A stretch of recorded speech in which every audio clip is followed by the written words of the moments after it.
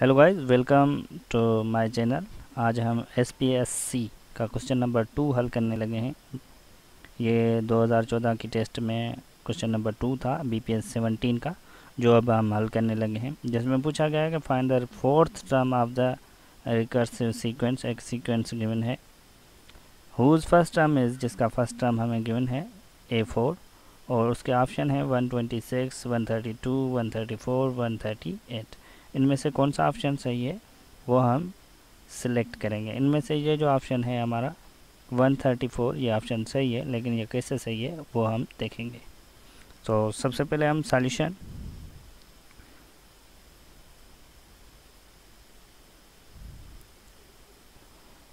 में जो गिवन है हमें वो है ये जो हमें सीक्वेंस नज़र आ रही है यहाँ पे, ये सीक्वेंस हमें गिवन है AN इज़ इक्वल है हमारी 3AN माइनस में 1 प्लस में 2, और जिसमें हमें पहला टर्म जो गिवन है हमें वो है 4। तो यहाँ पे हम लेट ले लेते हैं। हम लेट में n जो है वो 2 ले लेते हैं, क्योंकि फर्स्ट टर्म तो हमें गिवन है, हम डायरेक्टली सेकंड टर्म हम मालूम करते हैं, उसके बाद थर्ड टर्म मालूम करेंगे, उसके बाद फोर्थ टर्म मालूम करेंगे, और फिर देखेंगे कि कौन सा ऑप्शन सही है। ये हमें सडनली करना है, लेकिन यहाँ पे तो हम आराम से करेंगे। लेट हम n2 पुट करते हैं गिवन सीक्वेंस में। ये जो हमें सीक्वेंस गिवन है इसमें हम 2n पुट कर लेते हैं, तो ये हो जाएगा n की जगह अगर 2 रखेंगे तो ये A2 हो जाएगा, और is equal to 3A2 minus में 1 प्लस में 2।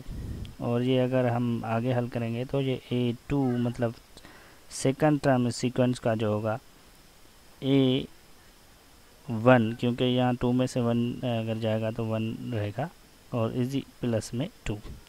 और अगर इसे हम आगे हल करें तो ये A2 इज़ इक्वल टू 3, अगर हमें फर्स्ट टर्म गिवन है, ये जो आपको नज़र आ रहा है ये हमें फर्स्ट टर्म यहाँ पे गिवन है, तो यहाँ पे वो पुट कर लेते हैं। ये 4 हमने यहाँ रख लिया और प्लस में 2, तो ये A2 इज़ इक्वल टू अगर 4 से 3 मल्टीप्लाई करेंगे तो ये हो जाएगा 12 प्लस में 2। और अगर हम आगे हल करें तो ये हो जाएगा 14, जिसमें A2 जो हमें सेकंड टर्म मिला है वो क्या मिला है, वो हमें सेकंड टर्म यहाँ पे जो मिला वो हमें 14 मिला। उसके बाद हम तो अब हम इसे ज़रा अंडरलाइन कर लेता हूँ मैं, और उसके बाद हम थर्ड टर्म मालूम करेंगे। तो n लेट हम कर लेते हैं, लेट n इज़ इक्वल 3। तो लेट अगर n हमने 3 किया तो सीक्वेंस जो गिवन है उसमें हम पुट करके देखते हैं, तो ये हो जाएगा A3 is equal to 3n की जगह अगर 3 पुट करेंगे तो -1 प्लस में 2, तो ये हमारा A3 इज़ इक्वल टू हो जाएगा 3A2 प्लस में 2, और A3 इज़ इक्वल टू 3, अगर 2 का वैल्यू हम यहाँ से ले लें तो ये हो जाएगा प्लस में 2। A3 इज़ इक्वल टू अगर 14 मल्टीप्लाई करेंगे 3 से, ये हो जाएगा 42 प्लस में 2, और A3 हमारा हो जाएगा 44। हमें सेकंड टर्म जो है वो भी हमें मिल गया है।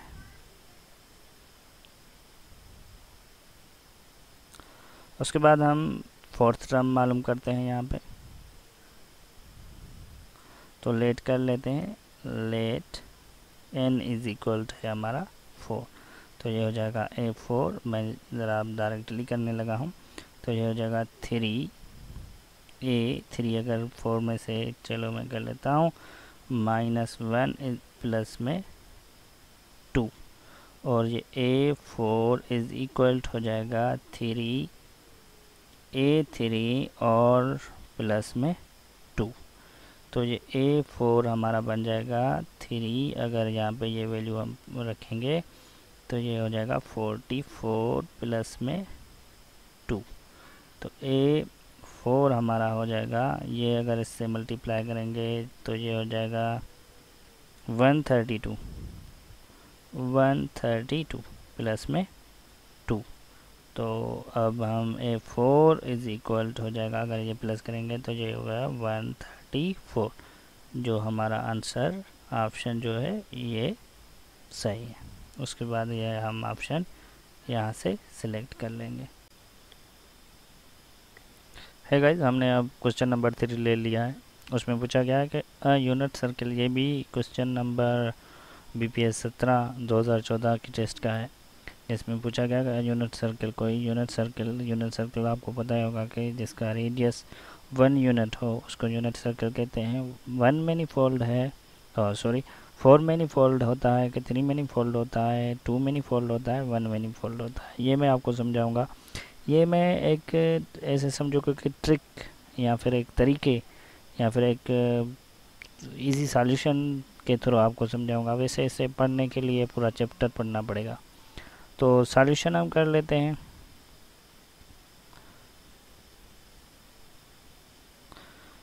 इसमें क्या है कि अगर ये सीधी लाइन, मैं यहाँ से यहाँ अगर सीधी लाइन कोई भी खींचता हूँ और इसमें यहाँ पे अगर मैं पॉइंट ले लेता हूँ और इसकी एक नेबरहुड पॉइंट अगर मैं लूँ, यहाँ पे अगर नेबरहुड, अगर कोई यहाँ पे भी अगर मैं पॉइंट लूँ तो ये एक ही डायरेक्शन में इसके नेबरहुड, ये भी नेबरहुड इसकी पॉइंट हो सकती है, ये भी, लेकिन इसकी डायरेक्शन जो है वो सेम ही है। मतलब इसके कहीं इस डायरेक्शन में नहीं, दूसरी जो इसकी नेबरहुड पॉइंट है कहीं इस डायरेक्शन में नहीं आ रही। तो इस लाइन को, इस लाइन अगर ऐसे कोई एक लाइन होती तो फिर इस लाइन में हम इसको 1 मैनीफोल्ड कहते। अगर यूनिट सर्किल के बजाय यहाँ पे कोई एक लाइन होती तो फिर उसको हम 1 मैनीफोल्ड कहते।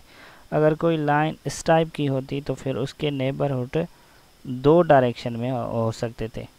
अगर ये कोई शुरू वाली पॉइंट है तो इसकी नेबरहुड ये है, यहाँ भी हो सकती है, यहाँ भी हो सकती है। तो इसकी जो ऑप्शन सही होगा वो 2 मैनीफोल्ड होगा। और उसके अलावा अगर कोई ऐसी पॉइंट यहाँ पे मैं ले लेता हूँ और यहाँ पे ये इसके लाइन कुछ ऐसे निकली हुई हों तो इसको फिर 4 मैनीफोल्ड हम कहते हैं। उसके अलावा यूनिट सर्किल को ये हमने, लेट सपोज ये यूनिट सर्किल हमने ले लिया। अब इसकी अगर शुरू वाली कोई एक पॉइंट ले लेते हैं यहाँ पे, तो इसकी नेबरहुड कितनी डायरेक्शन में हो सकती है। अगर हम यहाँ से कोई भी एक नेबरहुड इसकी पॉइंट लें, अगर इसकी ये भी नेबरहुड पॉइंट हम ये ले लेते हैं, लेट सपोज ये नेबरहुड इसकी पॉइंट है, तो ये सर्किल, अब इससे हम क्या कर लेते हैं कि इसका ये जो आर्क है वो अलग कर लेते हैं। लेट सपोज ये आर्क है इसका, ये शुरू वाली पॉइंट थी हमारी और इसकी ये नेबरहुड पॉइंट थी। अब इसको समझने के लिए, सिर्फ ट्रिक एक समझने के लिए, इस आर्क को हम सीधा भी कर सकते हैं, एक स्ट्रेट लाइन। अब इसकी ये शुरू वाली पॉइंट थी और इसकी ये नेबरहुड पॉइंट यहाँ पे है। तो ये हमारी कितने मैनीफोल्ड, इस को समझते हुए और इस तरीके को समझते हुए, इस तरीके को समझते हुए, ये कितनी मैनीफोल्ड हुई, ये एक 1 मैनीफोल्ड। इसको हम क्या कहेंगे कि ये जो यूनिट सर्किल है इसकी जो नेबरहुड, जैसे कि एक समझो कि ट्रिक, वैसे इसको डीपली समझने के लिए आपको पूरा चैप्टर पढ़ना पड़ेगा, लेकिन एक ट्रिक के तरीके अगर हम इसको समझना चाहें तो ये 1 मैनीफोल्ड, इसका ऑप्शन जो सही है वो है 1 मैनीफोल्ड। Thanks, good bye.